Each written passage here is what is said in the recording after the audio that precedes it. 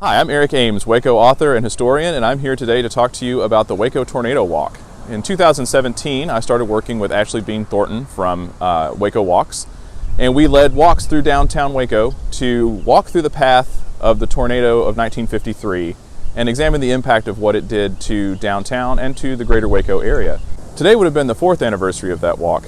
However, due to the COVID-19 situation, we're not able to have large groups assemble, and so it's not safe to do the walk this year.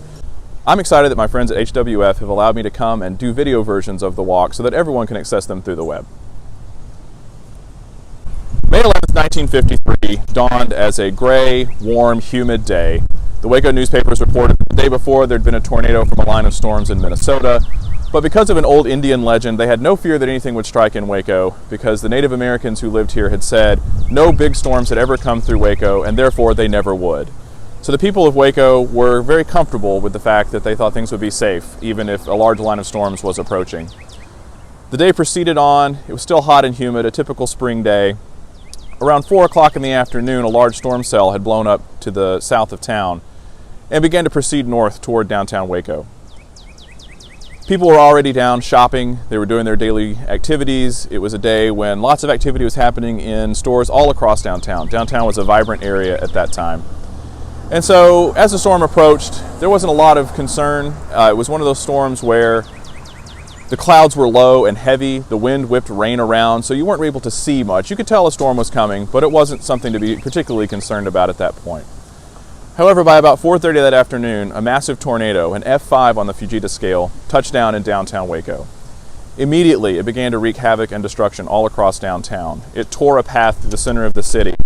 When it hopped across the Brazos River into North Waco and headed across out of town, it left 114 people dead, 600 people injured, and millions of dollars in damage all across downtown and the greater Waco area. Nothing like this had ever happened in the history of Waco in terms of a natural disaster. It still ranks as the second most deadly tornado in Texas history and one of the top 11 deadliest natural disasters in American history.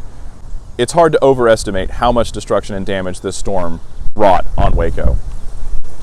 Years later, this tornado memorial was erected by the city of Waco to pay homage to the people who died in that storm. It was sponsored by the Phipps Memorial Company on LaSalle.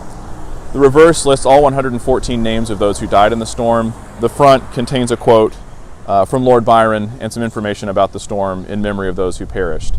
Even today in 2020, the effects of that storm are still seen. If you look through downtown, you'll notice there are gaps in the built environment. Many of those gaps exist because of something that the tornado tore down over 60 years ago. Others were left there because the storm damage was replaced by development or urban renewal in the 1960s. You can't walk through downtown without spotting the after effects of that storm. And so with the Waco Walks, Tornado Walks, we take people on an 8-stop tour through downtown to discuss different locations relating to the storm. Our next stop is going to be at the Suspension Bridge, where we'll discuss the section of town known as Bridge Street. Our second stop is Bridge Street. Behind me is the Waco Suspension Bridge, opened in 1870 as a toll bridge and then gifted to the city and the county some years later as a free bridge for pedestrians to cross. The bridge itself wasn't damaged in the tornado. However, the area around the bridge was heavily damaged. The area known as Bridge Street was an old commercial area in Waco that dated back to the 1870s. It was primarily wooden structures, and so they weren't sturdy and built to the same level of structural integrity as some of the more modern buildings built in the 40s and 50s.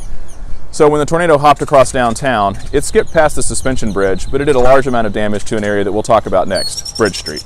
Bridge Street sits in the area where the Waco Convention Center and the Hilton Hotel are today. The name Bridge Street, of course, comes from the fact that the street ran across the bridge and into the downtown square area. Bridge Street was primarily a business area owned by African Americans. It was a multicultural area. A number of those buildings were early Waco buildings that had been into a second generation of ownership, or even a third, depending on the age of the structure.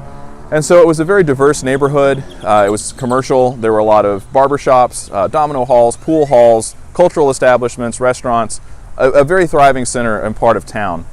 However, the tornado changed that. Because they were primarily wooden structures, the tornado destroyed the majority of the buildings in that area. There are some stories that show up in the oral histories, particularly those gathered by Roger Conger, who was mayor of Waco many years ago. One of which he recounts as the crews were removing the rubble from the Bridge Street area 3 days after the storm. He claims that a scoop from a front-end loader dug into a pile of rubble and picked up the dirt and rocks and brick and wood, and inside that scoop was a man who was still alive 3 days after the storm.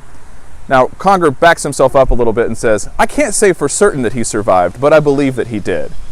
And that's the kind of history that sometimes we have to deal with this storm. There's a lot of oral tradition. There's a lot of things that people think they remember, or maybe they remember accurately, that get written down. And so those are a lot of the sources we have for what happened with the storm from '53. What we can confirm is that the buildings in this area were essentially completely destroyed.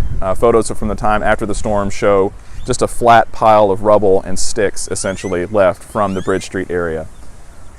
If we hadn't had that destruction, we might not have had the rebuilding that we had later when we got the convention center and the Hilton, but it was a high price to pay. It destroyed a very vibrant African-American multicultural neighborhood for time moving forward up to now.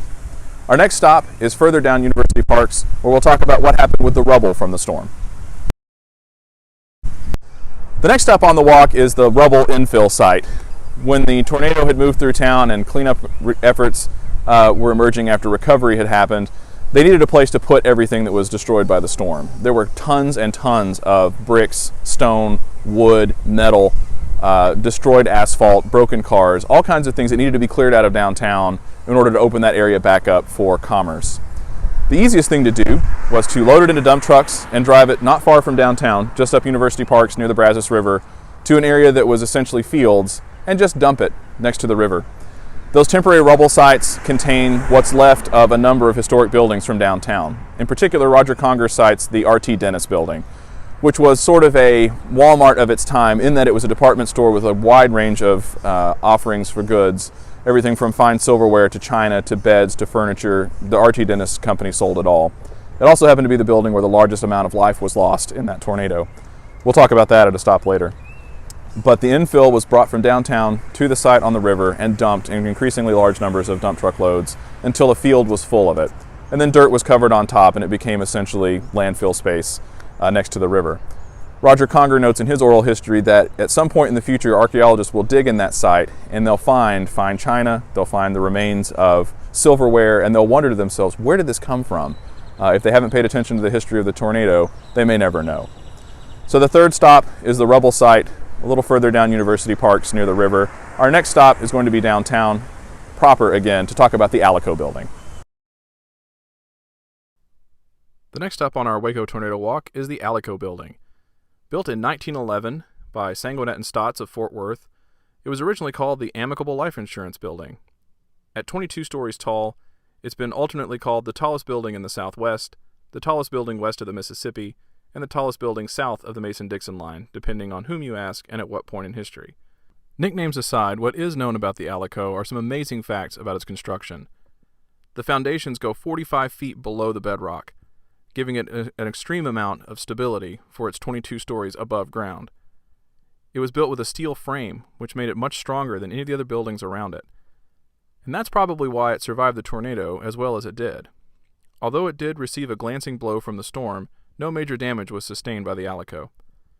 The clock on the building stopped at 4:40 p.m., and depending on whom you ask, the building itself either swayed back and forth on its foundation by up to 10 inches, or it twisted vertically in the wind.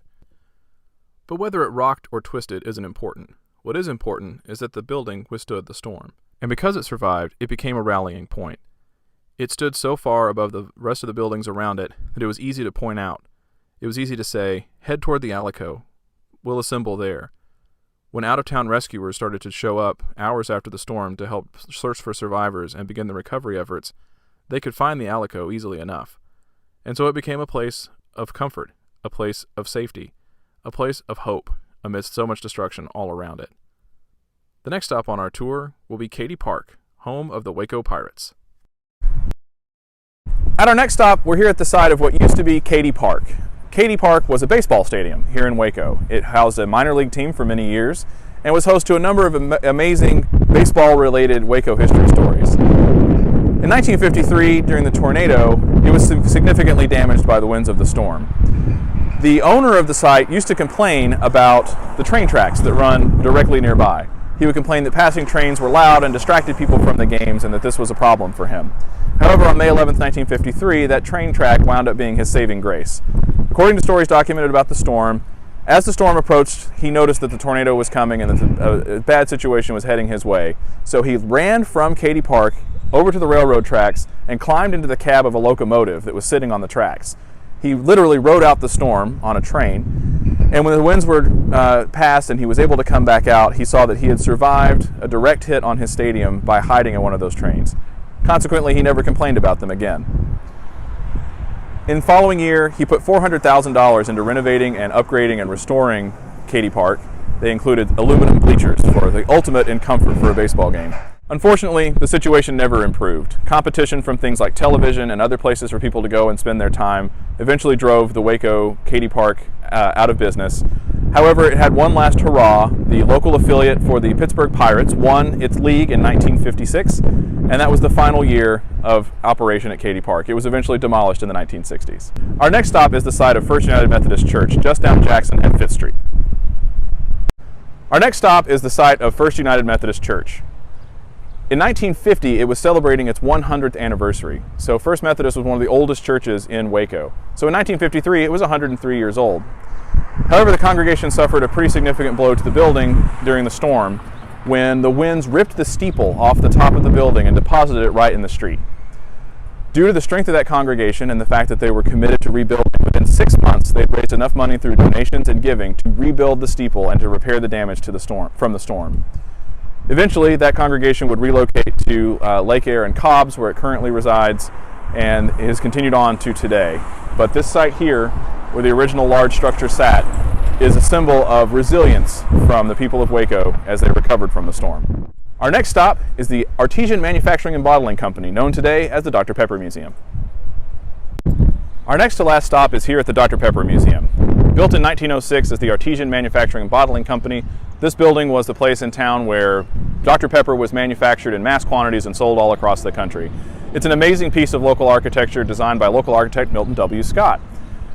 During the storm on May 11, 1953, it was hit fairly significantly by the winds of the storm. And as you can see behind me, it left a significant scar. That watermark, that half-moon shape, indicates where the upper sections of that building were ripped off and destroyed by the tornado. Restoration efforts replaced the brick and rebuilt the building to its original state.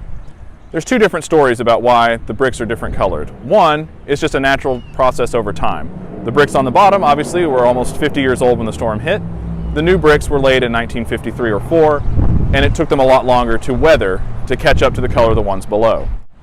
Others say that a separate color of bricks were chosen to indicate exactly where that damage had occurred so that future generations would know exactly the extent of what happened in the storm. Either of those stories could be true, both of those stories could be true, but what's important to notice is it left a physical landmark with a physical scar to go along with the psychological scars left by the storm. It's one of the most impactful areas in the entire tornado walk when people come and see it. Many people have driven past this building for years and never noticed that scar. I like to use this opportunity on the walk to talk about how, even if we've seen tremendous change downtown, the built environment has recovered, those scars inside our bodies, on the sides of buildings, and in our minds persist. From here we'll walk to our final stop, the site of the RT Dennis building. At that point, I'd like to talk about the impact that the storm had not only immediately during the day of the event, but the long-term impacts on the city of Waco and the people who call it home. We're finishing our walk very close to where we began. We are at the site of what was the RT Dennis Furniture Company. This building was 4 stories tall, principally made of wood with a masonry exterior, no steel internal structure, so nothing to make it stand up against the winds of an F5 tornado. You can see the Alico Building is across the street. The Roosevelt Hotel is back on the other corner.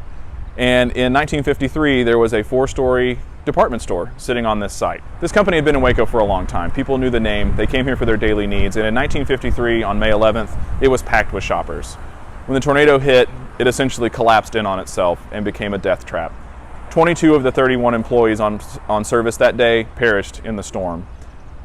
Shoppers died as well. It was a terrible tragedy. One bright spot, and a story that became nationally famous after the tornado, came from this site. As the storm was being reported across telewires and picking up around the AP, Life magazine sent a reporter down from Dallas to capture what had happened. And when he arrived in Waco, he took pictures, and one of the first places he showed up was the site of the RT Dennis building. There was a recovery effort underway to try to rescue someone that they knew was trapped in the rubble. A woman named Lily Maitkin, who was working in the building, an elderly woman who'd been there for many years. had somehow gotten herself stuck in the elevator shaft of the building and was still alive, and rescuers could hear her and they worked diligently to get her out. After 14 hours of rescue and recovery, they managed to pull her out of a space where she had been trapped so tightly she could only wiggle her foot. As they got her out of the space and they were lifting her up to get her out, her shoe had fallen off. And she said to the rescuers, "Boys, save that shoe. They're old, but they're comfortable." And the rescuers did. They reached in, they got her shoe, and they reunited her with her shoes at the hospital.